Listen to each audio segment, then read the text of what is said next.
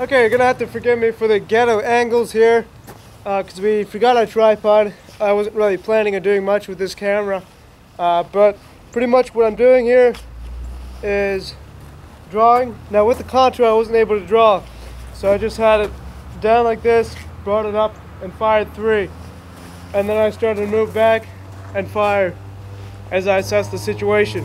So I'm going to try that this time. It's going to be 1 yard away, 3 shots, and this is something I really have to work on because my muscle memory is that I bring up and out. So at 1 yard, that's a really bad idea because the gun's in their face.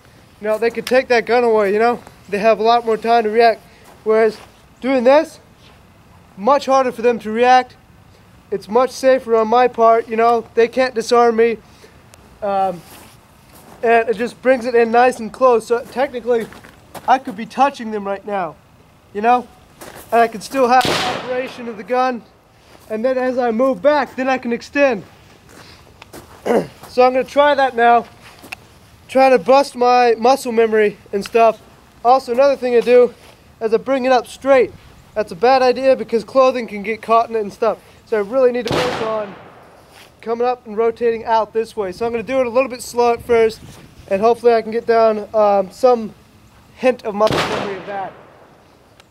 And not shoot the target, because not shoot the target stand, because that'd be bad.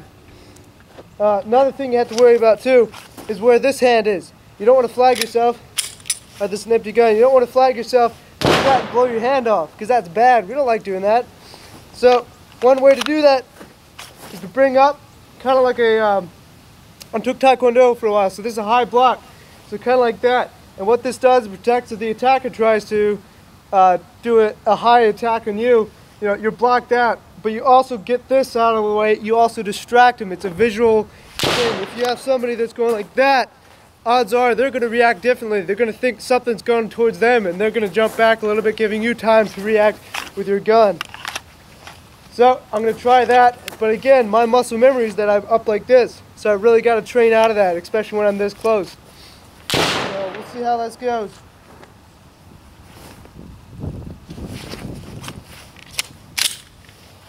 And I'm using the Glock 34, which isn't my primary choice, but we had it out in the range today, so I'm going to try it. You guys want to yell threat for me? Thanks. So again, roughly a yard.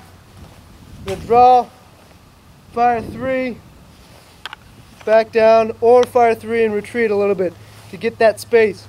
So I'm going to do it slow this time so I can try to get some muscle memory. Alright, I pretty much blew him apart.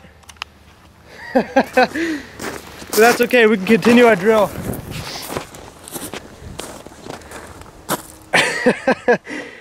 I'd say that worked.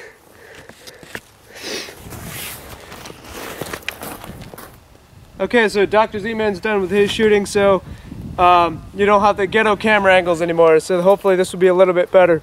But same drill, gonna fire 3. I'm gonna do it a little bit slower because again, I don't have that muscle memory. I gotta start with baby steps, you know? And then this time, I'm gonna go ahead and go back. And as I'm going back, extending, and I'm gonna fire a little bit more.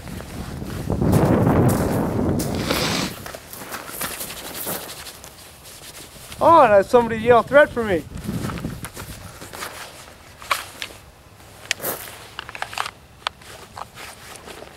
Okay. Shooter ready? Threat!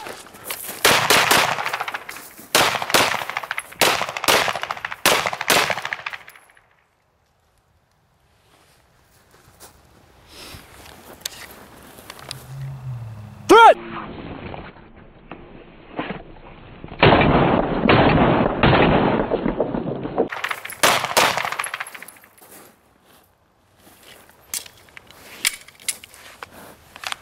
Excellent.